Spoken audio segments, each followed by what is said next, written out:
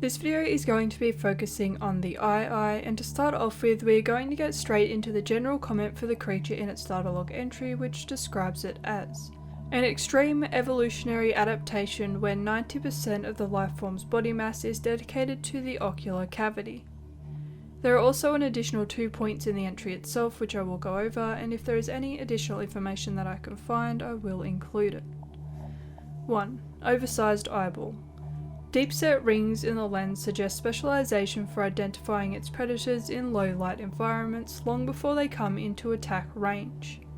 It is not uncommon to see an Eyeye stop and pause to scan an area, wandering aimlessly. 2. Underdeveloped fins. Incapable of fast movement, this species is vulnerable to agile predators at close range. Shark species may have evolved hunting techniques to close on the Eyeye unseen from above, below, or behind. These fins are a translucent bioluminescent blue, and since they don't allow for the Eyeye to have fast movement, it means that the player can easily catch the creature. There is also another comment added underneath this which reads, "This organism and the common peeper share a common evolutionary ancestor. While the Eyeye has sacrificed maneuverability, it shares and enhances its cousin's powerful eyesight. The ancestral alpha peeper may have been one of the first lifeforms of 4546b to develop eyesight many millions of years ago." As well as this, there is a little bit more information that wasn't included in this data log entry, which includes: compared to some of the other fish species of planet 4546b, the Eyeye is relatively small in size, also seeming to be missing a mouth. It is not uncommon to see the Eyeye being bullied in a sense, where other creatures will repeatedly swim into them at high speeds for an unknown reason, causing the creature to spin uncontrollably.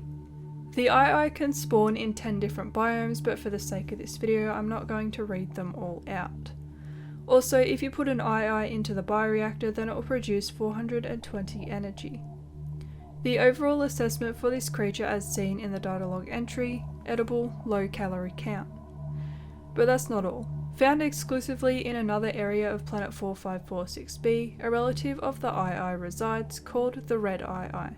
So let's get straight into the general comment for this creature in its data log entry, which describes it as a small herbivore creature with poor maneuverability, evolved to inhabit high temperature environments.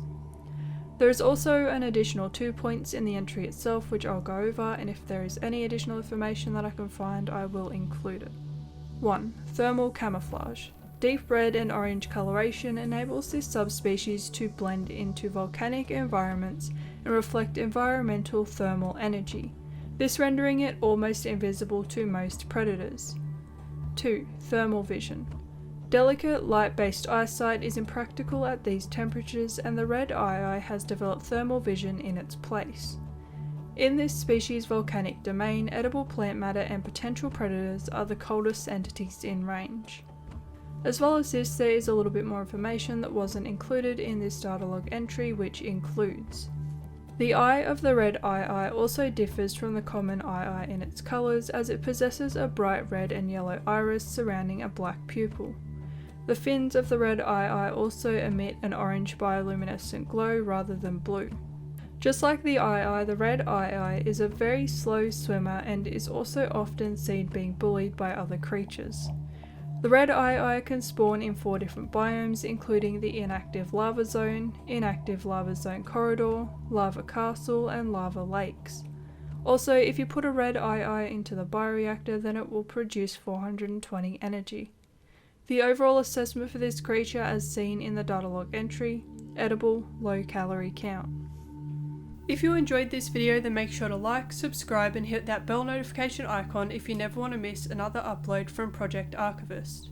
If you want to support the channel, then you can do so by becoming a channel member through the join button on the channel homepage.